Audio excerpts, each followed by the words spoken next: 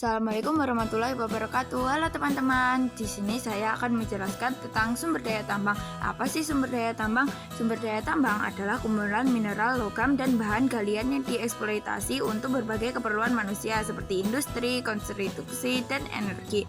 Nah, di sini saya akan menjelaskan tentang 3 sumber daya tambang, yaitu sumber daya tambang batu bara, sumber daya tambang minyak bumi, dan sumber daya tambang gas alam.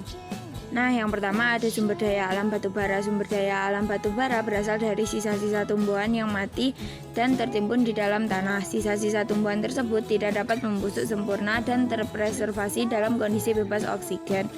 Proses pemanasan yang terjadi di dalam tanah selama waktu yang lama, tekanan dan suhu panas menyebabkan terbentuknya batu bara.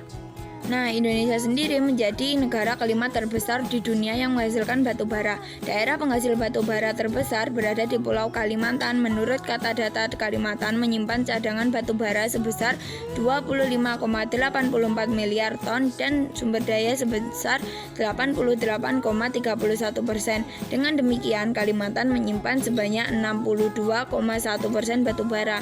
Nah, apa aja sih kegunaan batu bara? Batu bara memiliki banyak sekali manfaat, misalnya dapat menjadi sumber bahan bakar pembangkit listrik hingga membantu industri-industri lain seperti industri kertas, industri aluminium, industri baja, dan lain-lain. Yang kedua ada sumber daya alam minyak bumi. Minyak bumi adalah sumber daya alam yang tidak dapat diperbarui dan merupakan sumber energi yang banyak digunakan di berbagai negara. Minyak bumi sendiri berasal dari tumbuh-tumbuhan laut, hewan laut, dan bakterial yang telah mengalami perubahan kimia selama ratusan tahun. Minyak bumi sendiri memiliki beberapa karakteristik, yaitu berbentuk cairan kental berwarna coklat pekat atau kehijauan, mudah terbakar, tersimpan di bawah permukaan bumi dalam pori-pori bebatuan, terdiri dari campuran kompleks senyawa organik seperti karbon, hidrogen, oksigen, sulfur, halogenida, dan logam.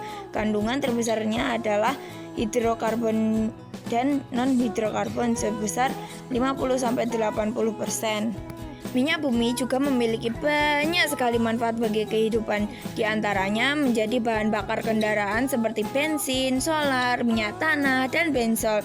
Bisa juga dijadikan sebagai bahan konstruksi, bahan serat seperti rayon, polyester, nilon, dan bahan tekstil sintetis.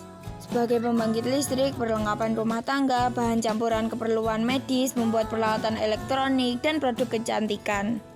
Yang ketiga ada sumber daya alam gas. Sumber daya alam gas merupakan sumber daya alam yang berasal dari fosil tanaman, hewan, dan mikroorganisme yang tersimpan di bawah tanah selama jutaan tahun. Gas alam terbentuk secara perlahan dan merupakan gabungan dari beberapa gas seperti metana, etena, proponan, dan butan.